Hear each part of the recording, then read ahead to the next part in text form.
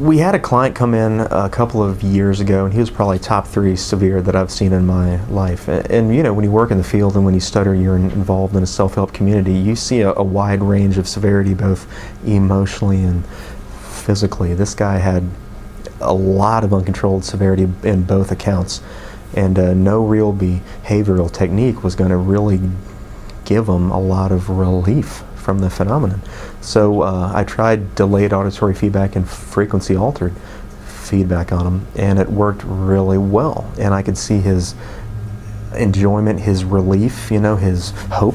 And I told him, this is a fantastic little opportunity. It's a device that's not going to cure you, but for around $5,000, your quality of life just in the daily struggle and your opportunities can jump from there to there. But his mind checked off as soon as I heard the word he heard the word $5,000.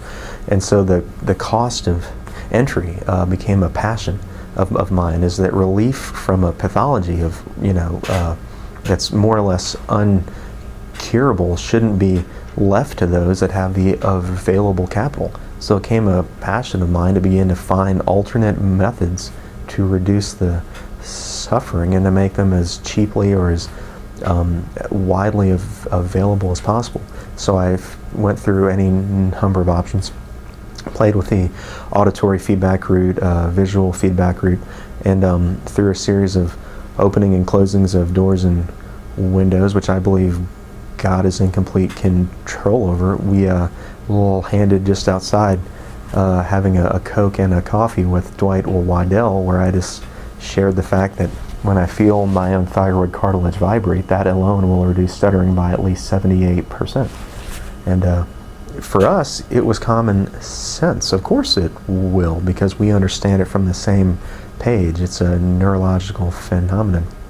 And so his obvious point is, well, why haven't you made a prosthetic out of it? And I thought, okay, you're right. And through a series of events, we got all connected, and the process just came to be.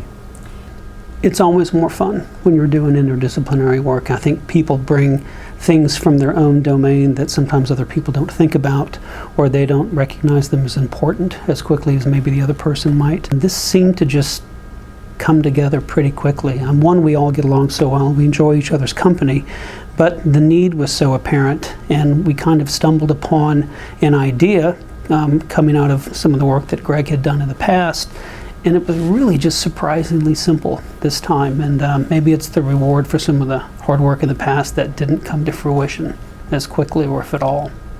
It's exciting, and it's very different from the sort of research that I typically do. I mean, I teach this design class. I do certainly know something about electronic design, but it's not what I really do for most of my research. And it's very interesting to get away from my normal research area and be able to do something that's different and involves a group of people. And of course, it's always nice to do something that serves others. The community here at Ole Miss is as collegial as I've ever seen it on a university campus. And the extended family has just been awesome. So it's been a lot of fun. It's been frustrating at times when we have ideas that don't go as easily as we want, but you know, that's just a part of the development process. Well, we're not curing anything. We're trying to make somebody's life better. The activity of daily living we'll talk about in movement disorders, and to me that means a particular thing, usually meant walking around or the lack of the ability to walk around, but here it's communicate.